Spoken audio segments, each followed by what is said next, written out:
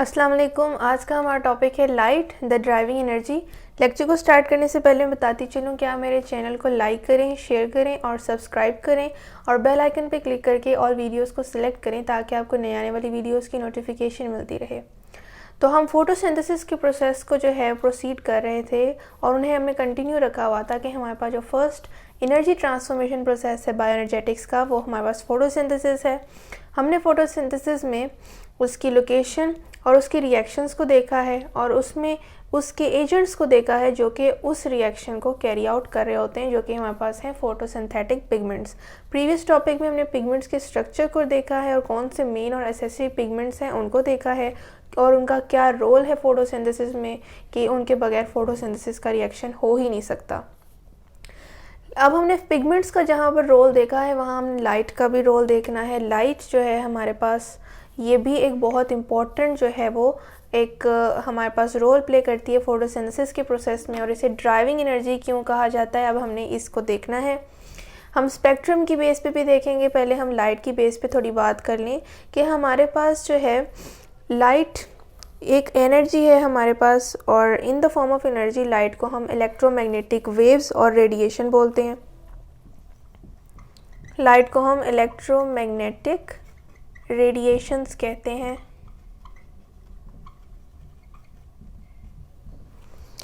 हमारे पास लाइट के dual nature होता है, ये आपने स्टडी किया हुआ है। लाइट का डुअल नेचर हमारे पास कौन कौन सा है? एक वेव लाइक नेचर है, एक पार्टिकल लाइक नेचर है। ये दो नेचर है लाइट के हमारे पास। और हमारे पास जो रेडिएशंस में सबसे इम्पोर्टेंट है वो विजिबल लाइट है। विजिबल लाइट जो है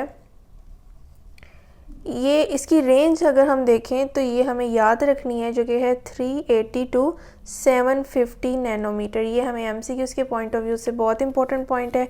इस पर मैं स्टार लगा देती हूँ कि ये हमने याद रखना है। कुछ बुक्स इसको वेरी करती हैं, लेकिन हमने ये पॉइंट जो है वो याद रखना है जो हमारी टेक्स्ट बुक के मुताबिक है कि विजिबल लाइट जो है ये मोस्ट इंपॉर्टेंट रेडिएशंस है लाइट की, जो कि हमारे पास फोटोसिंथेसिस के प्रोसेस में इन्वॉल्व होती हैं। लाइट में जो है हाई एनर्जी पार्टिकल्स होते हैं जिन्हें हम फोटॉन्स कहते हैं। हाई एनर्जी पैकेट्स भी कहा जाता है उन्हें, फोटॉन्स जिन्हें हम कहते हैं। वो लाइट एनर्जी में हाई एनर्जी पार्टिकल्स होते हैं जो कि हमारे पास लाइट की एनर्जी के तौर पे काम करते हैं इलेक्ट्रोमैग्नेटिक रेडिएशंस में।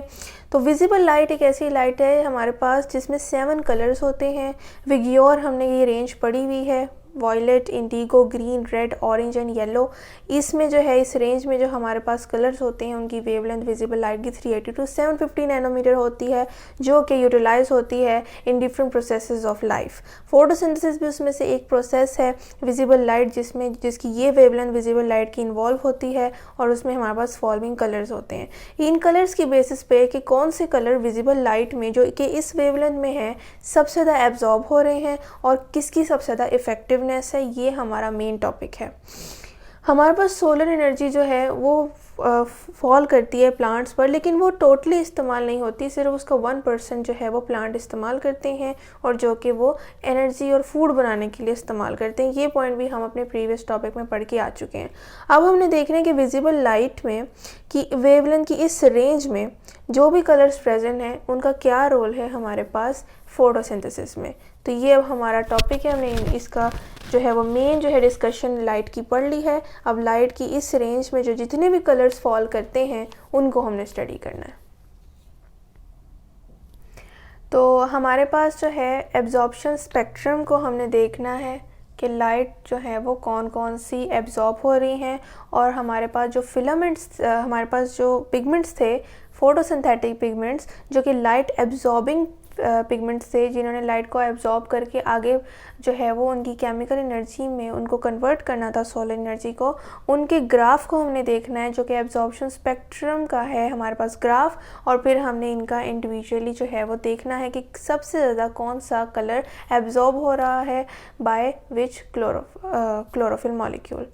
तो एब्जॉर्प्शन स्पेक्ट्रम जो है वो हमें इंडिकेट करता है मैक्सिमम जो है वो ब्लू और रेड कलर ये एब्जॉर्ब होते हैं by the pigments of photosynthesis, red और ब्लू। अब हमने इस रिज़ल्ट के मुताबिक देखना है कि वाकई रेड और ब्लू जो है वो एब्जॉर्ब हो रहे हैं या नहीं।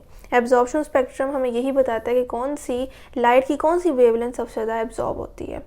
ये ग्राफिकली हमने देखना है कि कौन से पिगमेंट्स जो हैं वो हाईएस्ट पीक बना रहे हैं on which range of wavelength, जिससे हमें ये पता लगेगा कि वो कौन सा कलर सबसे ज़्यादा एब्जॉर्ब कर रहे हैं।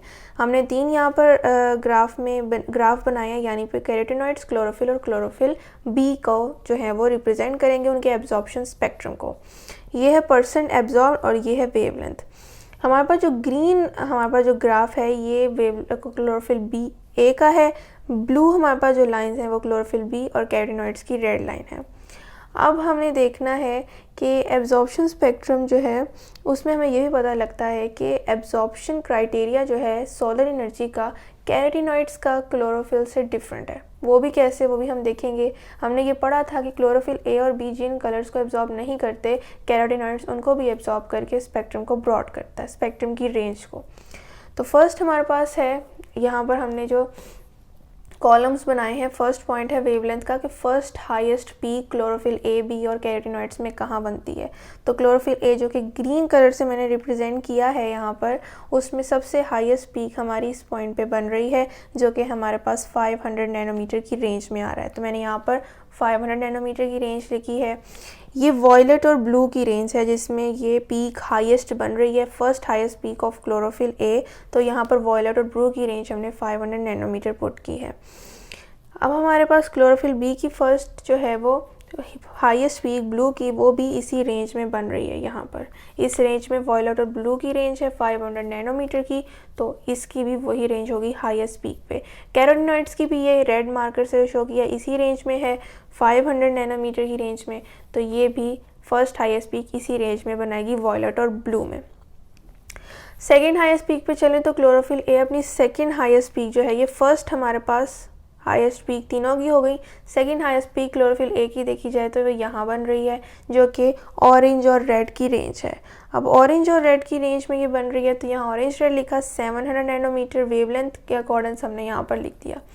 Second highest peak chlorophyll b की ये हमारे पास बन रही है जो कि इस ही रेंज में बन रही है, ऑरेंज और रेड की रेंज में।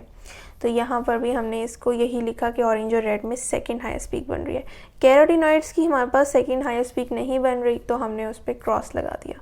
अब मैक्सिमम एब्जॉर्प्शन देखनी है हमने इंडिविजुअली कि क्लोरोफिल ए इन रेंजेस में से वॉयलेट और ब्लू में से किसको ज़्यादा एब्जॉर्ब करता है, क्लोरोफिल बी और कैरोटीनॉइड्स। तो अगर हम क्लोरोफिल ए की फर्स्ट हाईएस्ट पीक को देखें तो ये वॉयलेट की रेंज में ज़्यादा और ब्लू की रेंज में कम आ रही है। वॉयलेट पहले, ब्लू बाद में। तो वॉयलेट की रेंज में ये जो है इसकी हाईएस्ट पीक बन रही है, ब्लू की रेंज में थोड़ा सा दूर हो रही है, तो हम इसे लिखेंगे कि वॉयलेट जो है उसमें इसकी मैक्सिमम एब्जॉर्प्शन है। हमारे पास क्लोरोफिल बी का जो फर्स्ट हाईएस्ट पीक है वो थोड़ी सी वॉयलेट से थोड़ा सा रेंज से बाहर आ जाती है, यानी ब्लू की रेंज में आ जाती है, तो फिर हम इसे इंडिविजुअली ब्लू कलर लिखेंगे। और कैरोटीनॉइड्स भी वॉयलेट कलर की रेंज से थोड़ा सा दूर होके अपनी हाईएस्ट पीक बनाते हैं, तो यहाँ पर हमने ब्लू लिखना है।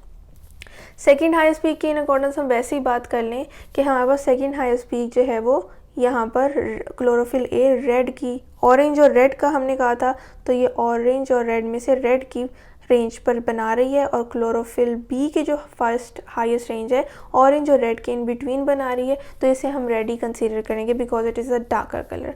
तो हम ये इस चीज़ से इनका कंक्लूजन निकालते हैं with the help of highest peak कि रेड और ब्लू की रेंजेस पर ये हाईएस्ट पीक बना रहे हैं, यानी एब्जॉर्प्शन मैक्सिमम हो रही है। तो ये हमारे पास ऐसे कलर्स हैं जो कि मैक्सिमम एब्जॉर्ब हो रहे हैं बाय द फोटोसिंथेटिक पिगमेंट्स।